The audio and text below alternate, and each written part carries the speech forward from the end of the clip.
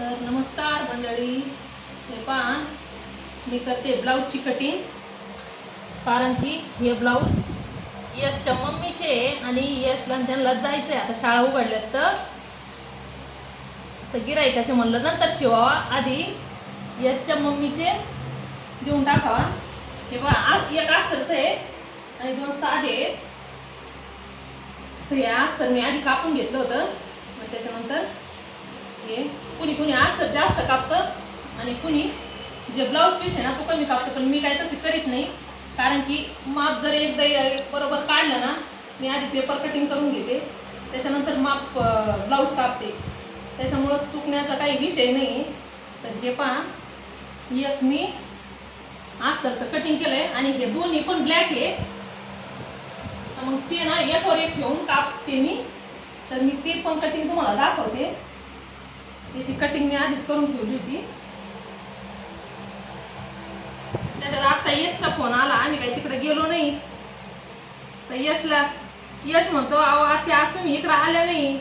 अरे दादा मला लय काम होतं.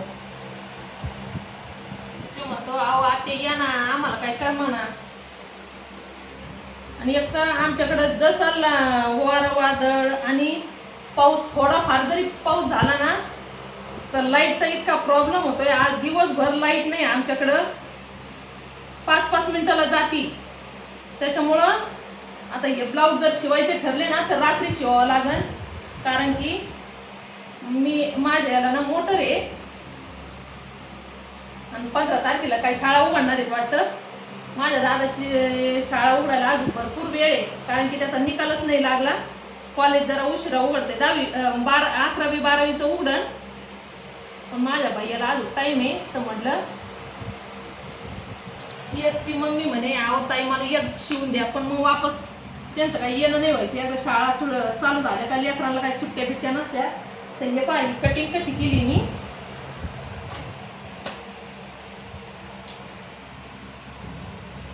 मस्त कापून घेतलंय आणि तिचं माप एकदम छोटं आहे, माझ्या बाईसारखंच माप आहे. तब्येत ती एकदम बारीक आहे यशच्या मम्मीची ना, त्याच्यामुळं.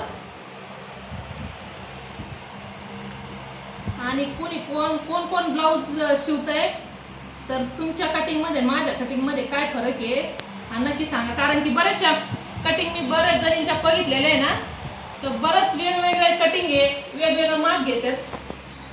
मला 2 प्रकारच्या कटिंग जमतात, पण मग मला सोपी आणि साधी हीच वाटते. कारण की काही ना लगे ब्लाऊज पिसावरच कटिंग करतात. तर मी काही तसं करत नाही, कारण की चुकलं बिकलं आणि सहजासहजी एखादं 2 तर ब्लाऊज नसते, 3-3, 4-4 ब्लाऊज राहते एका मापाचे. जर पेपर कटिंग केली ना तर एकदम व्यवस्थित माप बसले जातं. आणि त्याच्यात जर समोरचं गिऱ्हाईक म्हणलं ना बदल करा याच्यामध्ये, तर बदल पण करता येतो. पण डायरेक्ट पेपर ऐवजी याच्यावर जर कटिंग केली ना तर ते काहींचं चुकतं. तर मी काही तशी करीत नाही. मला डायरेक्ट ब्लाऊजवर पण पिसावर पण कटिंग करता येते, पण मी पहिल्यापासून काय तशी केली नाही, अशीच करते. त्याच्यामुळं ना मला सोपी वाटते. तर हे पहा ब्लाऊज कटिंग करून झालंय माझं एक. आता हे ना हे दोन्ही एकत्र कापते मी. याच्या मम्मीचा फोन आला होता, अहो ताई कधी येता म्हणे. मला जायचा लय कंटाळा आला. एक तर ती म्हणे आमच्या इकडं काही लाईट गेली नाही, पण आज आमच्या इकडं दिवसभर लाईट गेलेली आहे. काय करावं असं. आणि गरम तर इतकं होतंय का वास. आणि काही पीस जे आहे ना मोठं जर माप असलं ना ऍडजस्ट करायला लय वेळ लागतो. कारण की 10-11ची घडी जर असली, काही बाया काय करतात समजत नाही, काय नाही, पीस कमी आणून देतात. मग तो ब्लाऊज पीस 80-90 मध्ये सुद्धा बसत नाही, त्याला 1 मीटरच लागतो. आणि आपण जर सांगितलं ना म्हणते अहो नाही ना इथं मी शिवलेलं आहे आणि ते बसतंय. मग ते जर बसलं तर मग एकदम तुकडे जॉईंट करून शिवावं लागतंय. अशा माझ्याकडे आहे गिऱ्हाईक. त्याच्यामुळं ना मग मी स्पष्ट सांगत असते त्यांना, तुम्ही एक तर 1 मीटर आणा. आणि कारण की काही बायांचे लांब बाया पण असतात. तर हे पहा माझी कटिंग झाली. आता हे जे 2 ब्लाऊज आहे ना ते एकवर एक, कारण की एकच माप आहे त्याच्यामुळं ते एकदम व्यवस्थित कट केले जातात.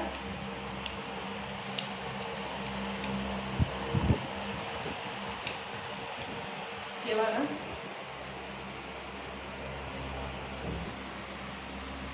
हे पहा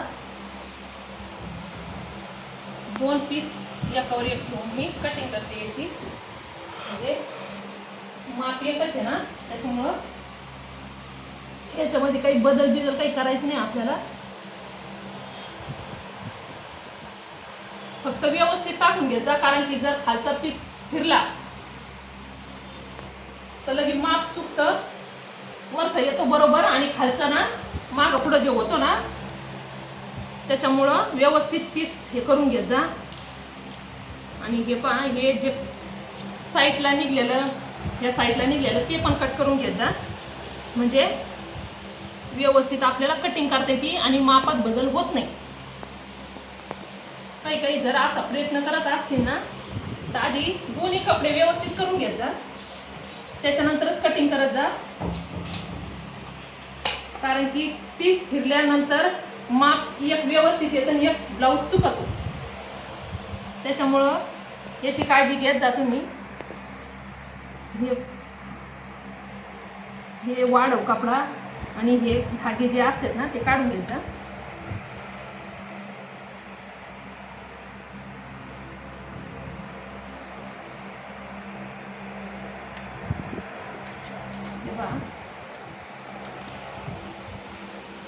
सरस टाकून घेते याच्यावरती मी, म्हणजे साधे, पण ते जे कापलं ना मी ते अस्तरचं होतं त्याच्यामुळं आपल्याला काही प्रॉब्लेम नाही आहे.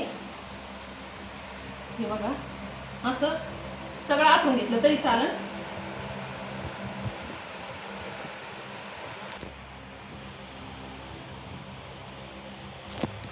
तर हे पहा, अशा पद्धतीने मी अस्तर या पिसावर आथरून घेतले. आता त्याला मार्किंग करायची काही गरज नाही, कारण की ते काय हलणार नाही. कॉटनचा कपडा आहे आणि हे पण कॉटनचं आहे ना त्याच्यामुळं त्याला चिपकलं ते. तर मी आहे ना कटिंग करून घेते. यासाठी 2 पीस कट करते मी. तर हे पहा,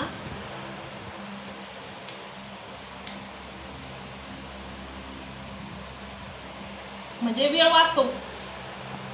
सिंगल जरी असलं ना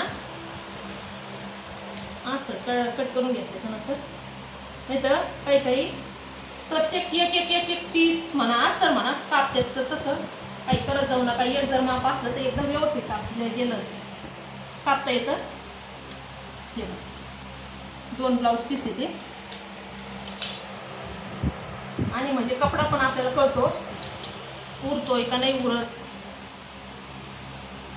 कारण की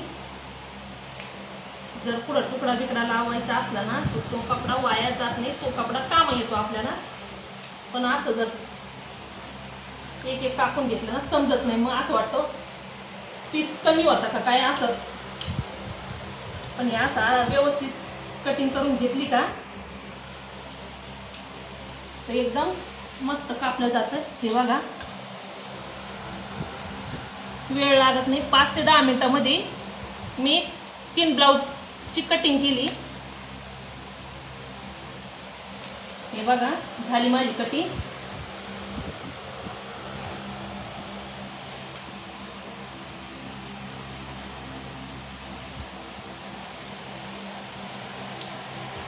व्यवस्थित माप जर काढलं तर एवढा वेळ लागत नाही, हे लक्षात ठेवा. आणि कुणी जर याशी 1-2-3 पीस कट करायला जर भीती वाटत असेल ना तर तुम्ही हे नक्की करून बघा. फक्त माप व्यवस्थित काढा.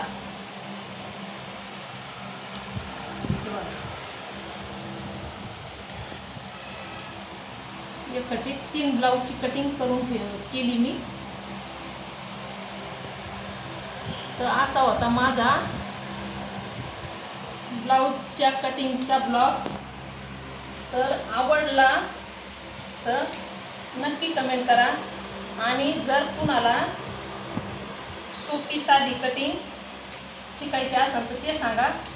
मी वापस एकदा पूर्ण व्यवस्थित व्हिडिओ